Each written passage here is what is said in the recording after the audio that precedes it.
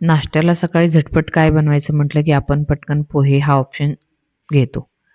पण त्याच पोह्यापासून काहीतरी वेगळं, छान, चवदार आणि पोटभर असं बनवलं तर आज आपण पोह्यापासून एकदम छान चविष्ट अशी कटलेट बनवत आहोत. तर त्यासाठी मी इथे 2 वाट्या पोहे घेतलेले आहेत.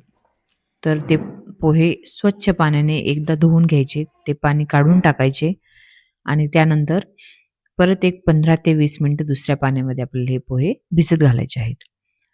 तर 15-20 मिनिटं झाले की त्यातलं पूर्ण पाणी बाहेर काढायचं आणि ज्याही व्हेजिटेबल्स तुम्हाला आवडतात, त्या व्हेजिटेबल्स कट करून घ्यायच्या. तर मी इथे गाजर घेतलेला आहे, टोमॅटो, बीन्स, कांदा, स्वीट कॉर्न, सिमला मिरची ह्या सगळ्या व्हेजिटेबल्स घेतलेल्या आहेत. तुम्ही तुमच्या आवडीनुसार अजूनही तुम्हाला यामध्ये ॲड करायचे असतील, तर तुम्ही नक्की करू शकता. तर हे सगळं व्यवस्थित मिक्स होण्यासाठी मी याच्यामध्ये तांदळाचं पीठ घालणार आहे. तर मी तांदळाचं पीठ 3 चमचे घेतलेलं आहे आणि डाळीचं पीठ म्हणजे हरभऱ्याच्या डाळीचं पीठ, तर तेही मी यामध्ये 3 चमचे घालणार आहे. तर हे सगळं घातल्याच्या नंतर चवीपुरतं मीठ घालायचं, थोडंसं आलं लसूण पेस्ट घालायची आणि मिक्स करून घ्यायची. तर हे कटलेट खायला एवढे सुंदर लागते. तुम्ही हे चटणीसोबतही खाऊ शकता नारळाच्या किंवा टोमॅटो सॉससोबतही खाऊ शकता. तर नक्की ट्राय करा. खूप सुंदर लागते आणि बनवायला पण खूप इझी आहे.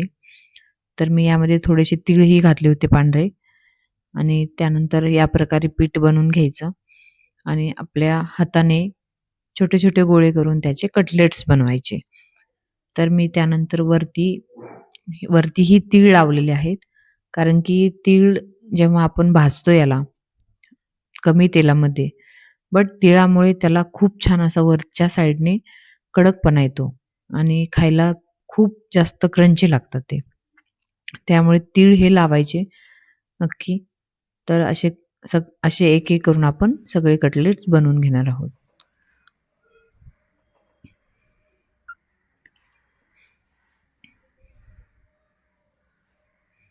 तर तुम्ही नक्की ट्राय करा आणि खरंच कटलेट जर तुम्हाला आवडले ना, तर चॅनलला सबस्क्राईब करा, शेअर करा, लाईक करा. तर पॅनवरती थोडंसं तेल घातलेलं आहे. सगळ्यात महत्त्वाचं म्हणजे कटलेटला या अजिबात तेल लागत नाही. खूप कमी तेलामध्ये हा पदार्थ आपल्याला खायला मिळतो. तर तेल घातल्याच्या नंतर आपण कटलेट त्यावरती ठेवायचे. वरून थोडंसं तेल घालायचं आणि छान भाजून घ्यायचे. एक 15 ते 20 सेकंद याला झाकून ठेवायचं. कारण की जे पीठ आहे आपण घातलेलं ते छान शिजलं पाहिजे. त्यानंतर दुसऱ्या साईडने पलटून घ्यायचे आणि दुसऱ्या साईडनेही सेम एक 10 ते 15 सेकंद याला वाफेवरती झाकून ठेवायचं. तर हे तुम्ही बघू शकता वरच्या साईडने कसे क्रंची दिसतायत. तर दोन्ही साईडने हे खूप क्रंची होतात आणि खायला खूप टेस्टी लागतात. तर या प्रकारे नक्की ट्राय करा आणि रेसिपी आवडली तर नक्की चॅनलला सबस्क्राईब करा. धन्यवाद. भेटूया पुढच्या रेसिपीला.